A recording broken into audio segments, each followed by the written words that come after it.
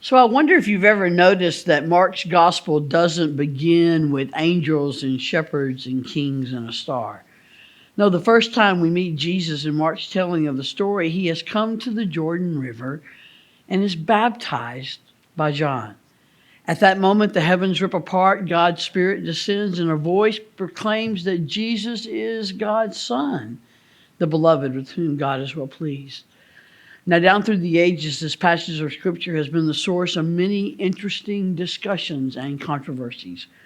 Why did Jesus, whom the church proclaimed to be divine and therefore without sin, receive a baptism for the forgiveness of sins? Others wanted to know, was this the turning point in Jesus' human life? The point at which he knew who he really was and what his life mission was to be. Still others have been more concerned about logistics. If the Spirit descends as Jesus comes up out of the water, doesn't that mean that baptism must be an act of full immersion? And the questions and the debates go on and on. And while I find some of those issues rather fascinating, I think the more important thing for us to focus on is this. At the time of baptism, God proclaims, "You are my Son whom I dearly love. In you I find happiness." It happened when Jesus was baptized, and it happens when any of us follow Jesus' example and are baptized as well. That's what baptism is. God's claiming of us, God's marking us, adopting us into the family of God. Again, not all Christians agree on the meaning of the particulars of baptism. We argue about how old one must be, how much water is to be used, whether it can be repeated or in fact must be redone in the right way for it to be official. So different denominations tend to create their own doctrine and rules regarding the practice of baptism. In the United Methodist Church, we regard baptism as one of two holy sacraments. A sacrament is a symbol, a sign act that combines words, actions, and physical elements to both express and convey God's grace and love. An often used definition is that it is an outward and visible sign that conveys an inward and spiritual grace.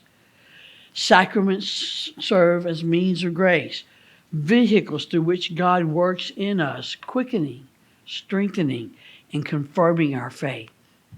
They are sacred mysteries. And so we believe that in both baptism and Holy Communion, God's presence is real and it's powerful. Through these corporate communal practices, God's grace is given to us.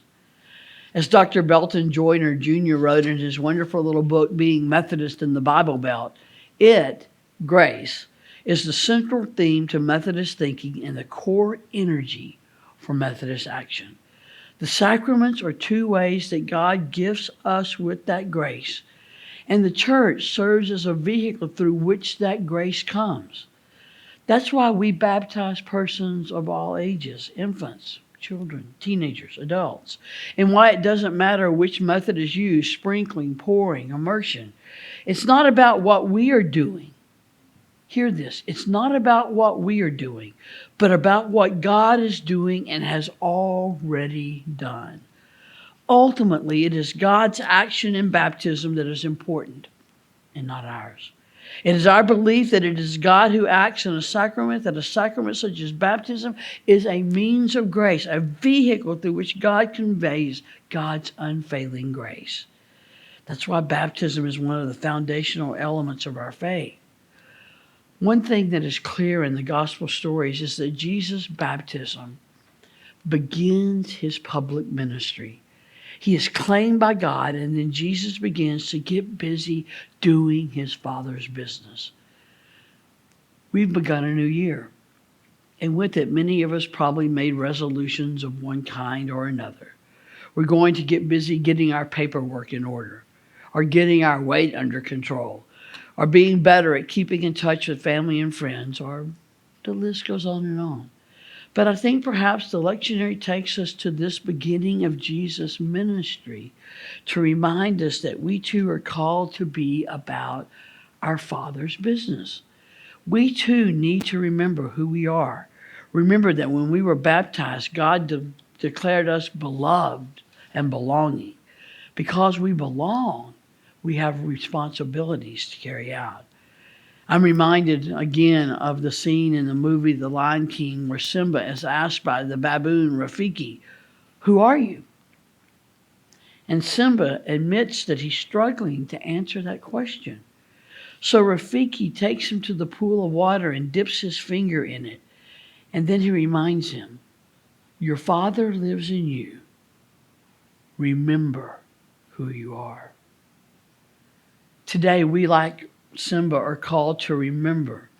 We are to remember that our Father lives in us. We are called to return to the circle of life, to return to our place in the family of God. Maybe we've wandered away and it's time to come back. Maybe we've only strayed in our hearts. We've lost our way. We've forgotten what's important. Today, we are invited to remember. From time to time, I'm asked about the possibility of being rebaptized. As United Methodists, that's not something we practice because we believe that baptism is something God does for us, in us. We believe it is something that should be done only once. Having said that, though, we do recognize a need sometimes to be reminded of that act of God's grace in our lives. So what we have is the service of reaffirmation of the baptismal covenant, a service in which we reclaim the grace God poured out on us at our earlier baptism, a service in which we remember and reaffirm that we belong to God. This reaffirmation is an act we can participate in again and again and again, and often we do so on the Sunday of the liturgical calendar we call Baptism of the Lord Sunday today. In a moment, you will be invited to come forward and dip your fingers into the baptismal waters. I invite you to make a sign of the cross either on your forehead with the water, or on your hand, or if you want, just dip your hand in the water and let it flow through.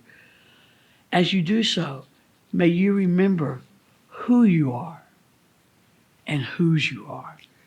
Each of us are precious children of God. We belong to God. May we also take a few moments as that water rests on our skin to reflect on how we might better be about our Father's business, how God might be calling each of us to share love and kindness and grace with others. We are children of God, called to be the church. My prayer is that we will spend this year being the hands and feet of Christ in the world. Thanks be to God. Amen.